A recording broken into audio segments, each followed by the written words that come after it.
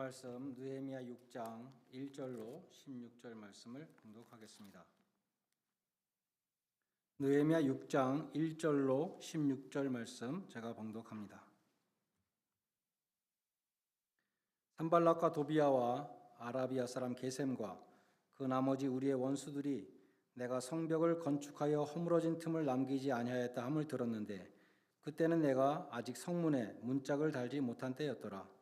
산발락과 게셈이 내게 사람을 보내어 이르기를 오라 우리가 오노 평지 한 촌에서 서로 만나자 하니 실상은 나를 해하고자 함이었더라. 내가 곧 그들에게 사자들을 보내어 이르기를 내가 이제 큰 역사를 하니 내려가지 못하겠노라. 어찌하여 역사를 중지하게 하고 너희에게로 내려가겠느냐 하매 그들이 4번이나 이같이 내게 사람을 보내되 나는 똑같이 대답하였더니 산발락이 5번째는 그 종자의 손에 봉하지 않은 편지를 들려 내게 보냈는데 그 글에 이르기를 이방 중에도 소문이 있고 가스무도 말하기를 너와 유대 사람들이 모반하려 하여 성벽을 건축하다 하나니 내가 그 말과 같이 왕이 되려 하는도다. 또 내가 선지자를 세워 예루살렘에서 너를 들어 선전하기를 유다의 왕이 있다 하게 하였으니 지금 이 말이 왕에게 들릴지라. 그런즉 너는 이제 오라 함께 의논하자 하였기로 내가 사람을 보내어 그에게 이르기를 네가 말한 바 그런 일은 없는 일이요 내 마음에서 지어낸 것이라 하였나니 이는 그들이 다 우리를 두렵게 하고자 하여 말하기를 그들의 손이 피곤하여 역사를 중지하고 이루지 못하리라 함이라. 이제 내 손을 힘있게 하옵소서 하였노라. 이후에 무헤다벨의 손자 들라야의 아들 스마야가 두문불출하기로 내가 그 집에 가니 그가 이르기를 그들이 너를 죽이러 올 터이니 우리가 하나님의 전으로 가서 외소 안에 머물고 그 문을 닫자. 저들이 반드시 밤에 와서 너를 죽이리라 하기로 내가 이르기를 나 같은 자가 어찌 도망하며 나 같은 몸이면 누가 외소에 들어가서 생명을 보존하겠느냐. 나는 들어가지 않겠노라 하고 깨달은즉 그는 하나님께서 보내신 바가 아니라 도비야와 산발락에게 뇌물을 받고 내게 이런 예언을 함이라. 그들이 뇌물을 준 까닭은 나를 두렵게 하고 이렇게 함으로 범죄하게 하고 악한 말을 지어 나를 비방하려 함이었느니라. 내 하나님이여 도비야와 산발락과 여선지 노아디아와 그 남은 선지자들 곧 나를 두렵게 하고자 한 자들의 소행을 기억하옵소서 하였노라. 성벽 역사가 52일 만인 엘룰월 25일에 끝나매 우리의 모든 대적과 주위에 있는 이방 족속들이 다 듣고 다 두려워하여 크게 낙담하였으니 그들이 우리 하나님께서 이 역사를 이루신 것을 알미니라. 아멘.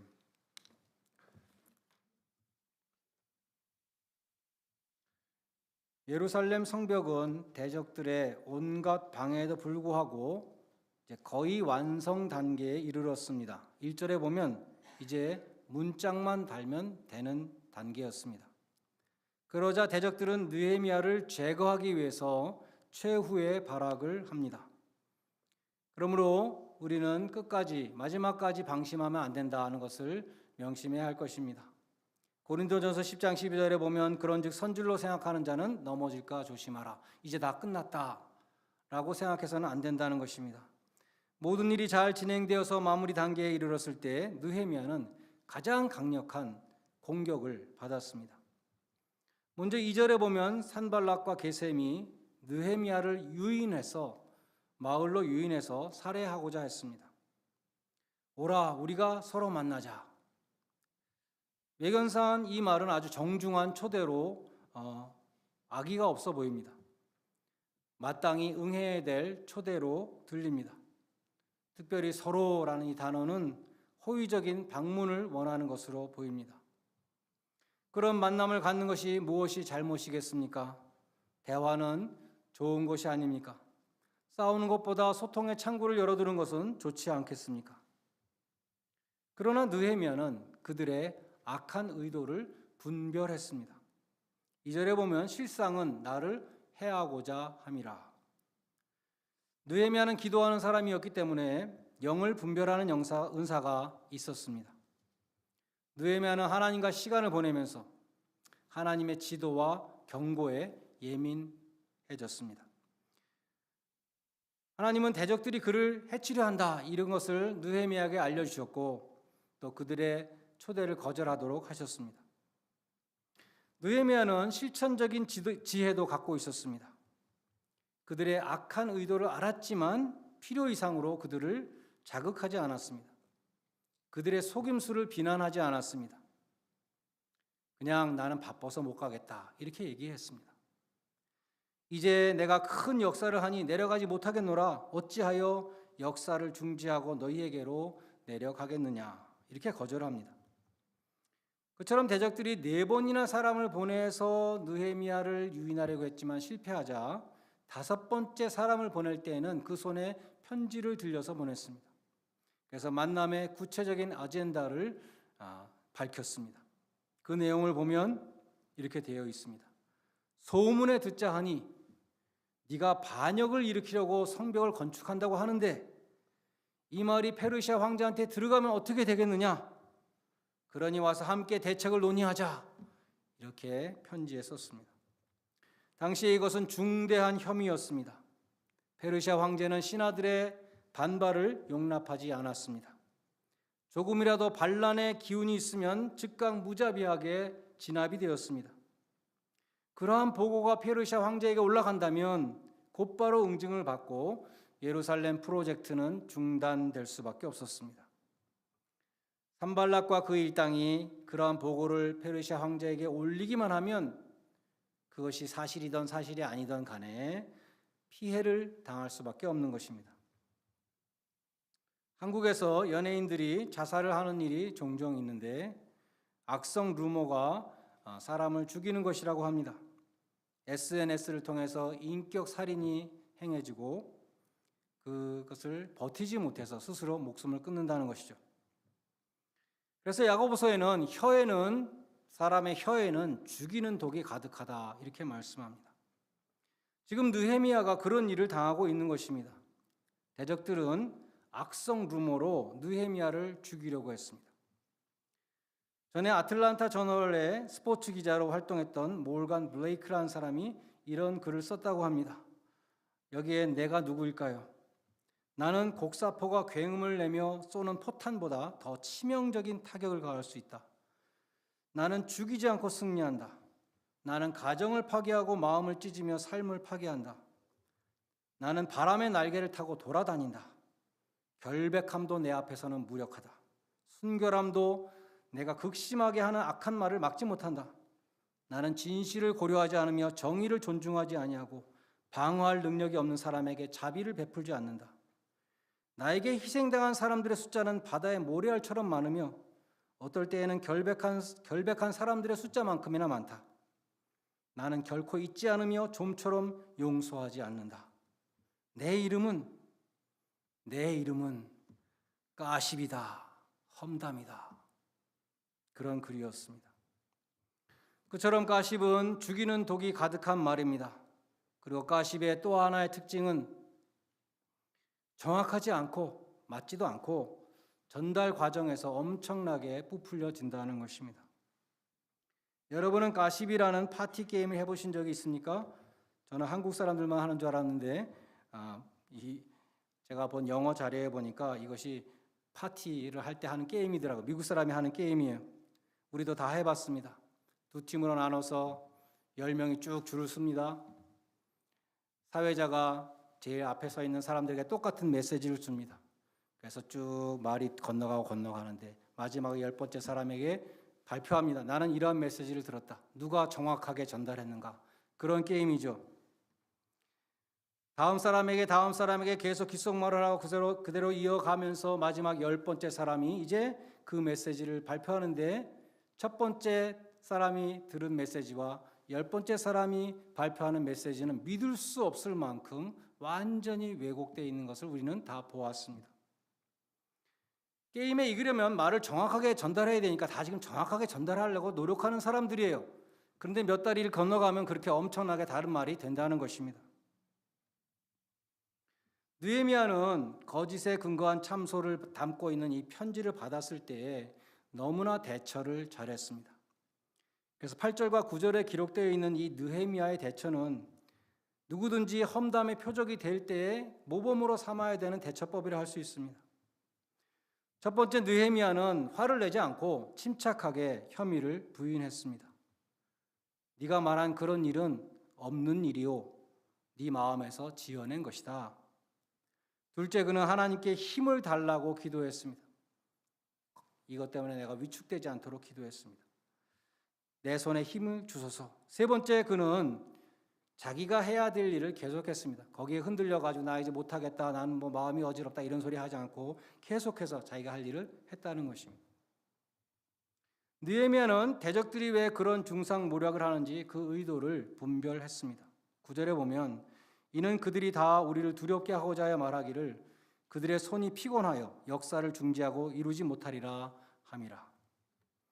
그러므로 느헤미야는 말려들지 않았습니다. 일일이 시시비비를 따지지 않았습니다. 구차하게 변명하지 않았습니다. 만약에 그랬다면 소모적인 논쟁에 휘말려서 성벽 건축은 뒤로 제껴지고 싸움이 일어나게 되는 것이죠. 그것이 바로 대적들이 노리고 있던 바였기 때문입니다. 그처럼 대적들은 느헤미야를 유인해서 죽이려고 했고 반란을 꾀한다는 중상모략을 통해서 죽이고자 했습니다.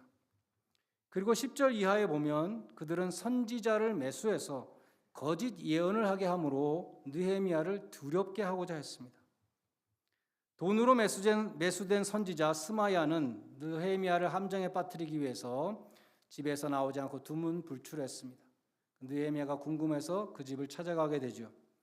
느헤미야를 보자 스마야는 나하고 같이 지금 빨리 성전에 피신해야겠습니다. 이렇게 말합니다. 그가 하는 말은 매우 위협적인 것이었습니다. 그 대적들이 당신을 죽이러 오고 있습니다. 그들이 밤에 와서 당신을 죽일 것이오. 느헤미야는 분별했습니다. 깨달은즉 그는 하나님께서 보내신 바가 아니라 도비야와 산발랏에게 뇌물을 받고 내게 이런 예언을 함이라 분별을 했습니다.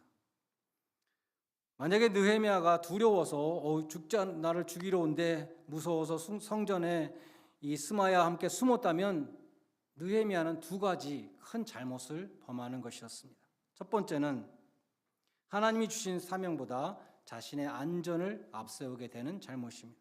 두 번째는 자신의 생명을 구하고자 하나님의 율법을 범하게 되는 잘못입니다.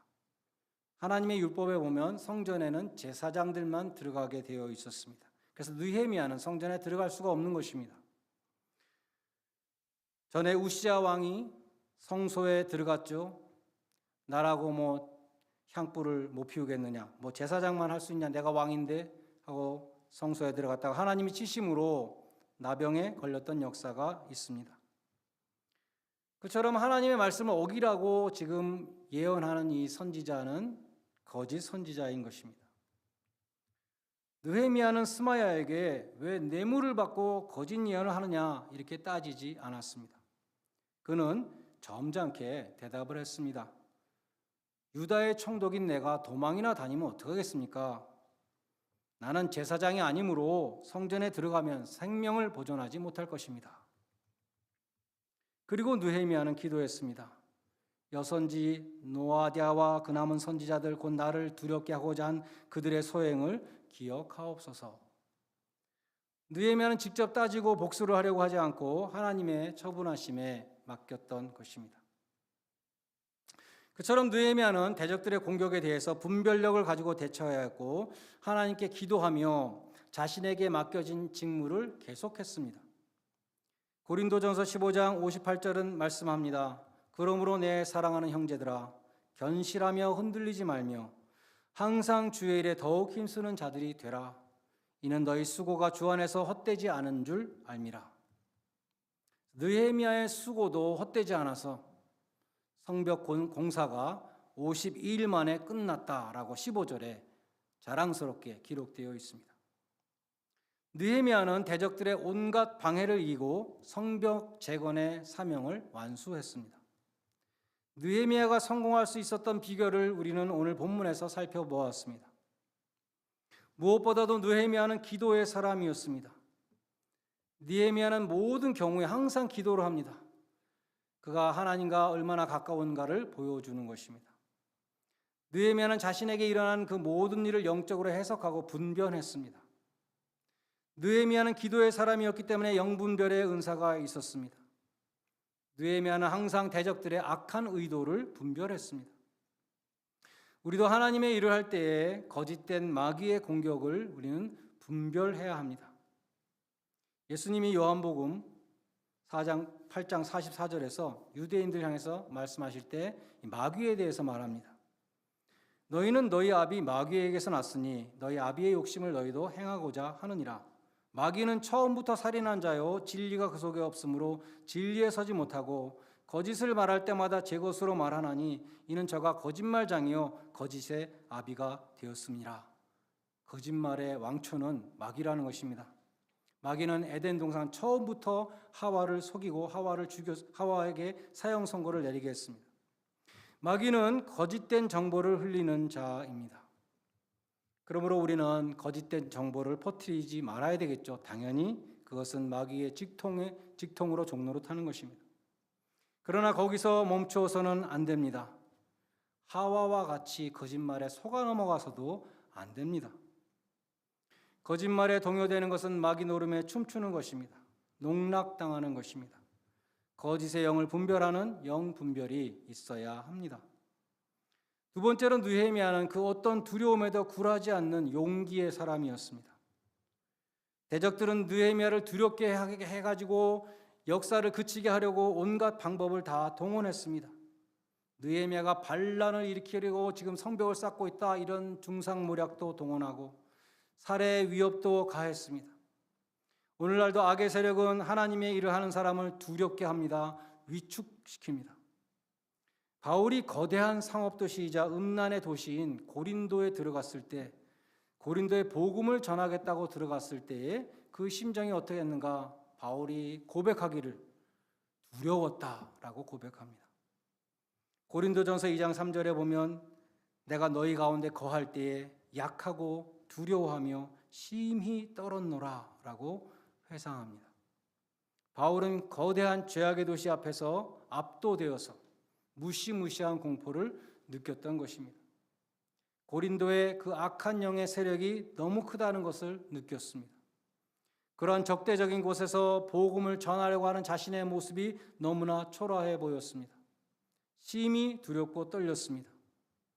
그러한 공포는 누구에게나 찾아옵니다. 바울이라고 해서 예외가 아니었습니다. 사도행전 18장 9절로 10절에 보면 하나님은 그처럼 고린도에서 심히 두렵고 떨고 있는 바울에게 이렇게 말씀하셨습니다. 두려워하지 말며 잠잠하지 말고 복음을 전하라. 내가 너와 함께 있음에 아무 사람도 너를 대적하여 해롭게 할 자가 없을 것이니 이는 이 성중에 고린도에 내 백성이 많음이라. 주석가 레이몬드 브라운은 마귀가 주는 공포를 자기의 경험에 비추어서 이렇게 설명했습니다. 나는 20대 초반에 우편 배달을 한 적이 있다. 하루는 처음 가는 집에 편지를 배달하게 되었는데 정원문을 열자마자 이제껏 내가 본 것 중에 가장 크고 사나운 개와 맞닥뜨리게 되었다. 그 개는 사납게 짖어대면서 나에게 덤벼들었다. 나는 공포에 질려서 꼼짝 못하고 서 있는데 바로 그 순간 그 크고 성난 개가 콘크리트 기둥에 줄로 매여 있는 것을 보고 안도의 숨을 내쉬었다. 줄은 어느 정도 길어서 개가 어느 정도는 움직일 수 있지만 나한테까지 올 수는 없는 길이었다. 나는 아무 걱정 없이 편지를 배달할 수 있다는 것을 알았다. 그 다음부터 나는 그 집에 갈 때에 사나운 개에게 신경을 쓰지 않았다. 나는 언제나 단단한 기둥을 주목했다. 이 사건은 내게 일종의 비유가 되었다. 우리의 영혼의 원수인 사탄도 십자가에 묶여서 제약을 받게 되었다. 만약 그가 나를 문다면 내가 그에게 너무 가까이 갔기 때문일 것이다. 이렇게 말했습니다. 요한일서 5장 18절에 보면 주님께서 성도들을 지켜주시기 때문에 악한 자가 마귀가 성도들을 만지지도 못한다. 이렇게 말합니다. 우리가 마귀를 가까이 하지 않고 하나님을 가까이 할 때에 마귀가 해치지 못한다는 것입니다. 기도 가운데 하나님을 가까이 했던 이 느헤미야는 대적들의 위협 앞에 두려워하지 않았습니다. 성경에 두려워하지 말라는 말씀이 365번 나온다고 합니다. 하나님은 우리에게 날마다 두려워하지 말라 하루에 한 번씩 말씀하신다는 것입니다. 여러분도 사순절 기간 동안에 말씀과 기도로 하나님을 가까이 하시기 바랍니다. 모든 시선을 주님께 드리시기를 바랍니다. 내가 갖기를 원하는 것 자꾸 쳐다보지 마시고, 내가 염려하고 걱정하는 것 자꾸 쳐다보지 마시고, 내 생각을 온전히 사로잡고 있는 그 복잡한 일들로부터 시선을 돌려서 주님을 바라보시기 바랍니다. 십자가를 바라보시기 바랍니다. 마태복음 1장 23절에 이사야의 예언이 인용되었습니다. 보라, 처녀가 잉타하여 아들을 낳을 것이요 그의 이름을 임마누엘이라 하라 하셨으니 이를 번역한즉 하나님이 우리와 함께 계시다 함이라. 예수님이 이 땅에 오셨다는 그 사건 자체가 하나님이 우리와 함께 하신다는 것을 확실하게 보여준 사건이었습니다. 우리와 함께 하시기 위해서 이 세상에 오신 예수님은 떠나가실 때에도 약속하셨습니다. 볼지어다 내가 세상 끝날까지 너희와 함께 있을 것이다. 너희와 항상 함께 있으리라. 요한일서 4장 18절에 온전한 사랑이 두려움을 내쫓는다라고 말씀합니다. 십자가에 나타난 그 하나님의 온전하신 사랑이 여러분 마음속에 있는 그 모든 염려와 걱정과 두려움을 몰아내 주시기를 소원합니다. 느헤미야와 같이 믿음으로 모든 두려움을 이기고 하나님이 주신 사명을 끝까지 완수하고 의의 면류관을 받으시는 복된 성도들 되시기를 주님의 이름으로 간절히 축원드립니다. 기도하겠습니다. 하나님, 저희가 근심과 염려에 사로잡힐 때마다 내가 너와 함께하니 두려워 말라는 주님의 말씀을 붙들게 해주시고 나의 등 뒤에서 도우시는 주님, 내가 주저앉고 싶을 때 내 손을 잡아주시는 주님, 그 주님을 바라보게 하여 주시옵소서. 말씀과 기도로 하나님을 가까이 하게 하시고 십자가에 나타난 하나님의 온전한 사랑으로 그 모든 두려움을 물리치고 주님이 부르시는 푯대를 향하여 달려가되 끝까지 사명을 완수하는 복된 일생이 되게 하여 주시옵소서. 예수님의 이름으로 기도드리옵나이다. 아멘. 찬송가 342장 부르시면서 헌금하는 순서를 갖겠습니다.